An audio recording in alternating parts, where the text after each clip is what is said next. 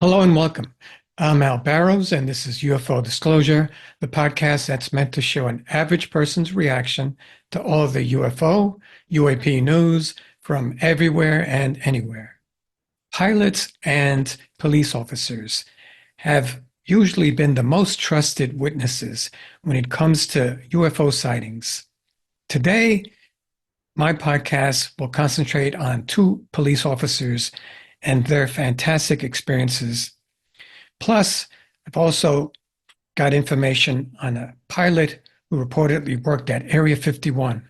Should be a great podcast. So the most famous police officer UFO sighting, of course, is that of Lonnie Zamora. Sergeant Lonnie Zamora pursues a vehicle along Highway 85 near the town of... Experienced on-duty police officer engaged in a high-speed chase when all of a sudden his attention is caught by a... Thinking he may have witnessed a car accident, Zamora breaks off his chase to investigate. He soon realized this was no car. The object he was featureless, oval in shape, but on legs of some sort.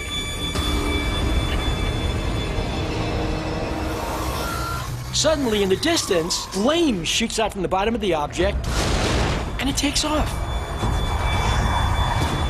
This is like nothing he's ever seen before. The speed, the acceleration, the shape of this thing. It's extraordinary. Zamora files a report of the event. It becomes known as the Socorro incident. The FBI, the Army, the Air Force, everyone wants to know what's going on. Zamora saw the craft just a few miles from the White Sands missile range, home to the U.S.'s classified weapons delivery systems. 30 years later, two former military officers reveal that at White Sands in 1964, there were experiments going on with the lunar surveyor. In preparation for the Apollo missions, NASA's lunar surveyors gathered data about the lunar moon's surface. Pre-mission testing took place in the New Mexico desert. These survey probes, when they were tested on Earth, were deployed by helicopter. And this is almost exactly consistent with what Lonnie Zamora saw. Did Zamora see a NASA probe? While some of the facts fit, many investigators point to discrepancies in the theory. Helicopters are loud. And he would have heard that. He would have seen a helicopter. Lonnie Zamora reported this object as being about 30 feet to 40 feet long. The lunar surveyor, however, is only about 40 feet long, so that's not it. More than 50 years after the strange event in New Mexico, the Socorro incident remains unexplained. And as the voiceover said there, the Lonnie Zamora case is one of the most important because it's never been debunked.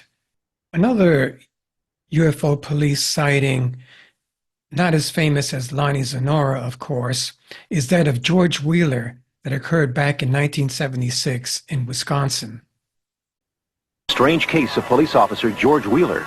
So he just saw it hovering right in that area right there. Yeah, right over the top of the quarry and then where you can see those high lines.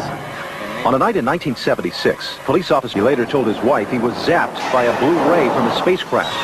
He died some months later, and some people believe his close encounter... When I noticed this large ball of flame, well, it was almost upon me. I had hardly time to think, but it looked like it was coming right straight at me.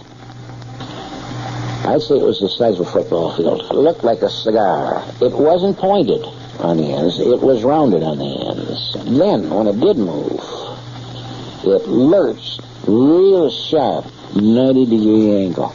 When it lurched and took off, I don't think I would have been able to more than snap my fingers once and it was gone. Gone. Couldn't see nothing. It died soon afterward. He was in his 70s already. But Lonnie Zamora also didn't have a great experience afterward. He was ridiculed. He eventually had to leave the police force. So not all UFO encounters wind up being an uplifting, positive thing, obviously. Pilots are also highly respected UFO witnesses. I'd like to move on now to another type of UFO expert witness, a pilot who reportedly was recruited to Area 51 and broke his legs while trying to pilot a reverse engineered UAP. So this is an online article from How and Wise by Vicky Verma. The title of this article is Former Area 51 Pilot Claimed He Flew Re-Engineered UFO to 500 feet, but it crashed and broke his legs. Okay, so before 2013, Area 51 only existed in conspiracy theories. People ridiculed those who claimed to have worked in this highly classified U.S. Air Force facility.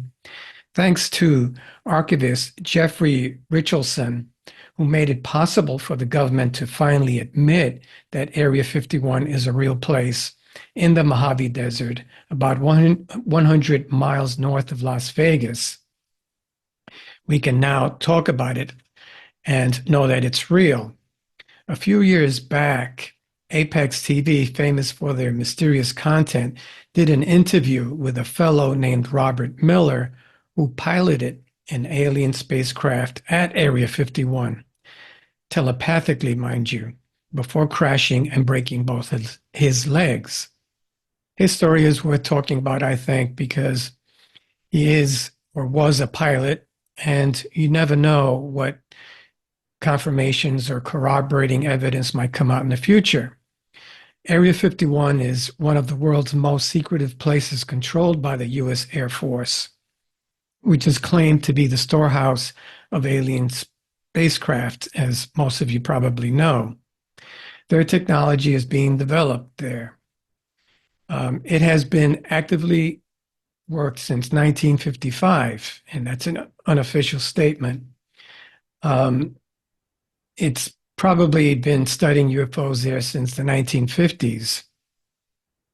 And it's become a place where a lot of people go and who are interested in UFOs. I was there myself about a year ago.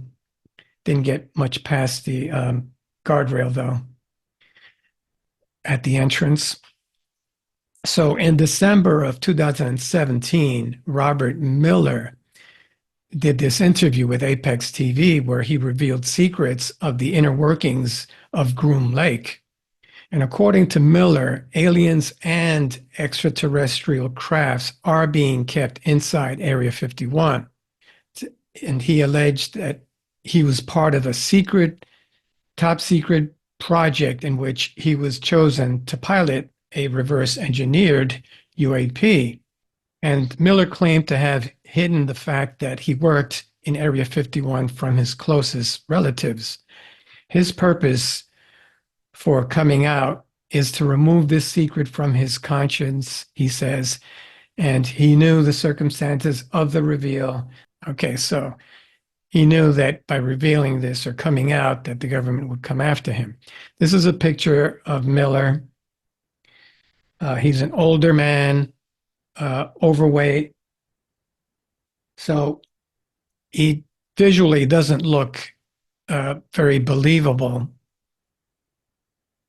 But he does say that he was at one time a pilot for re-engineered spacecraft at Area 51. Miller himself grew up in South Nevada. His father was an aerospace engineer who taught him to fly aircraft, which helped him become a licensed pilot at the age of 15. He later joined the Marine Corps as a pilot, where he was considered one of the top pilots. By the time he became 18, he was planning to retire from the Marine Corps and find a normal job back home and start a family. Everything changed when he received an offer letter about his new job as a test pilot in a secret program. Okay, so he's quoted as saying, "A plane would be picking me up at the Las Vegas airport Friday the 2nd at 3 a.m. to take me there. So we flew out there in the middle of the night, and two men in black suits escorted me into an underground building. It was built on the side of a hill, and yes, the men in black are real. Believe me, they're real," end quote, Miller said. He continued explaining the place, which had long hallways and many doors on each side. Miller added, quote, "We went down several flights of stairs, must have been far underground at that point, and he showed me into a small room with a single bed and a desk," end quote. He was then locked inside the room by those men. Miller looked in one of the drawers and found a booklet titled something like, quote, "Working at Groom Lake," end quote. That mentioned that there were 1,200 other employees. He claimed only insiders decide whom to recruit to work in Area 51. And he's quoted as saying, "I assumed that my father invited me, and this is where he had been working when I was a kid. He had long since retired by the time I got there, and I wasn't sure what was in store for me now," end quote. Miller was appointed as a test pilot for the so-called alien technology that was allegedly recovered from the crafts that crashed in 1947. Like any other whistleblower, he also said that they had already reverse engineered the alien technology. He was going to be the first person to pilot the craft. Okay, so he's claiming here he was the first one to ever pilot one of those reverse engineered craft at Area 51. He's quoted as saying, "Also, they threatened me if I told anybody, even my family, there would be dire consequences for all. I asked them what were the origins of the craft they found. Okay, they told me not of this world, and the beings that engineered it were extra dimensional." He's quoted as saying, "They said the beings were still alive and were being kept in an undisclosed location in a facility," end quote. Miller described the craft as being disc-shaped and, quote, 50 feet from end to end, edge to edge, end quote, standing in the middle of the warehouse. It had a transparent dome at the top. He assumed that it was his testing vehicle. The engineers who worked on the craft technology told him that it was powered by an antimatter reactor. The reactor produced bursts of dense energy that could generate wormholes and made the craft travel near the speed of light. Okay, so all that sounds like stuff that we've heard before as far as describing ET craft. Miller goes on to say, and I quote, "They then said that my test flight was going to be delayed until the next day because they had to explain to me everything I needed to know in order to be able to pilot this thing." Now, I'm just going off of what I can remember. There was a lot of specific gauges, things, but as I've gotten older, so I'm telling you as much as I can possibly remember. I do remember they brought me inside the craft. Okay, so for me, as soon as he mentions gauges, that sounds like he's making it up. I've never heard of gauges being found inside of a UAP craft. The article goes on to say, according to Miller, the alien spacecraft had a room for only one person. The cockpit had a seat, no joystick, no steering wheel, and no other controls, only a helmet. He told me the craft operates only telepathically. Okay, so that rings true. I've heard that before. Okay, so the article goes on to quote Miller as saying, "The helmet measured my brain waves and was to control the craft by simply thinking about it.